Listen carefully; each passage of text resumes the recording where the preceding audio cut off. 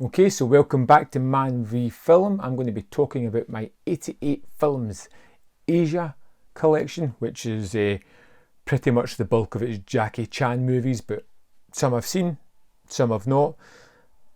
Hopefully you'll be able to tell me what to watch next, which is the best one to get to, so we'll go through these just pretty quickly. So first up we've got Shaolin Woodmen. It's a recent release. It's in my watch pile. I'm going to get to it soon. I don't know a thing about it.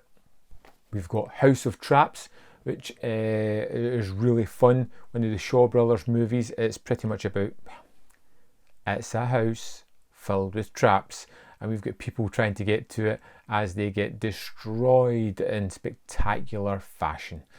Black Magic 2, one of my favourites I've discovered so far. A kind of bonkers movie. Logic doesn't belong here in this movie whatsoever, and I'm kind of fine with that. I love the magic spells, some of the horrible, gooey yuckiness that goes along with this movie. The way people do things to get people to fall in love with them is just bonkers, but it's a terrific movie, mid-70s, just wonderful.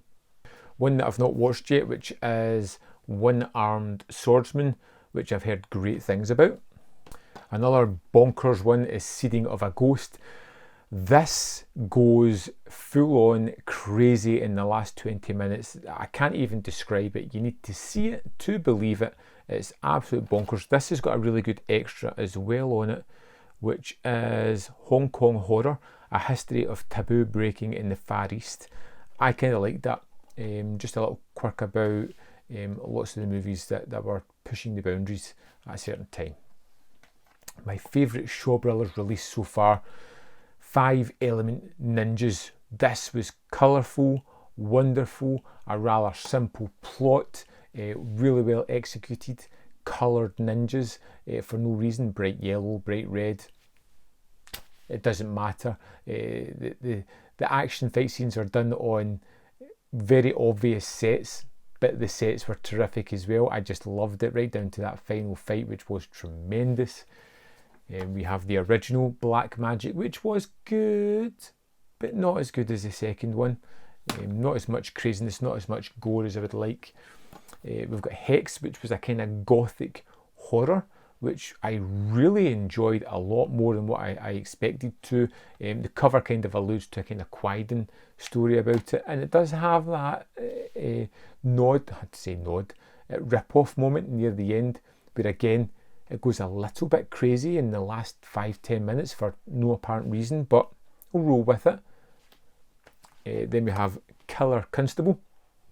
This was a really good one about a constable that's to investigate a theft of gold, and he's the kind of guy that kills first and then remembers the 8 questions to ask, and he's sent to kind of do a police procedural, track down people and get information, but he's just too damn good at killing. It was really quite fun. Now, one of my favourites of the Jackie Chan releases, the next ones, these are all Jackie Chan movies, a good dozen or so. One of my favourites, a real surprise, was The Fearless Hyena. Now, I utterly loved this. I thought the fight scenes were fantastic. The story's basic, but it doesn't matter. Those fight scenes, the choreography is terrific. I particularly like the lunch fight sequence with his new master midway through the movie, which is great. The initial fight with these 3 guys is just downright hilarious and fun and just energetic. Next up, we have Dragon Lord, which is all about that shuttlecock game where they did like 1,000 takes and stuff. That's bonkers. To see the people doing what they do, regardless of how long it took them to do it, is just downright shocking. I wasn't a big fan of the kind of forced humour in this one, but other than that, the fight scenes were exemplary. Now we're going to jump onto 4 movies that were released by 88 Films, the Jackie Chan range. The first 4 they did, I've not watched any of them yet, so bear in mind, you can let me know whether I should put them at the top of my watch pile or not. We've got Snake and Crane, Arts of Shaolin. We have Dragon Fist. We have To Kill with Intrigue. And last but not least, Battle Creek Brawl. Now, I rented this one in the 80s and I really liked it, but I've heard nothing but horrible things about this movie ever since, and it's put me off watching it because I think it could be awful, and I hope it isn't, but we'll get there. But another one from the 80s that I watched a hell of a lot and loved was Armour of God 2 Operation Condor. I rewatched this. These slip covers are absolutely stunning. I rewatched this not long ago and I loved it. I found it to be just really engaging. That fan fight at the end is just something that just sticks with you. It stands out fantastically well. There's some fun moments with robes towels getting ripped off as well. A couple of other ones that I've not got to as yet. Miracles, or the Cantonese Godfather, or the Canton Godfather. Crime Story as well, and just rush through these because I haven't seen them as yet. The Protector. Now, I've heard some of these are pretty good. Now on to one that I really enjoyed was Dragons Forever. Got an amazing end fight sequence in this one with Benny the Jet, which is just wonderful. The guy wears a lot of eyeshadow or eyeliner, but I'd never say that to him because he just kicks ass at this one. It's a tremendous final fight. There's some great comedic moments throughout Dragons Forever as well, which is really fun. Now on to one of my least favourite movies that's been released so far from 88 Films, and that is Heart of Dragon. I didn't like it. It just didn't sit with me. It wasn't that interesting. There wasn't enough action set pieces in it. They tried to force this dramatic element which just doesn't work and comes off as really patronising and ill-advised at times.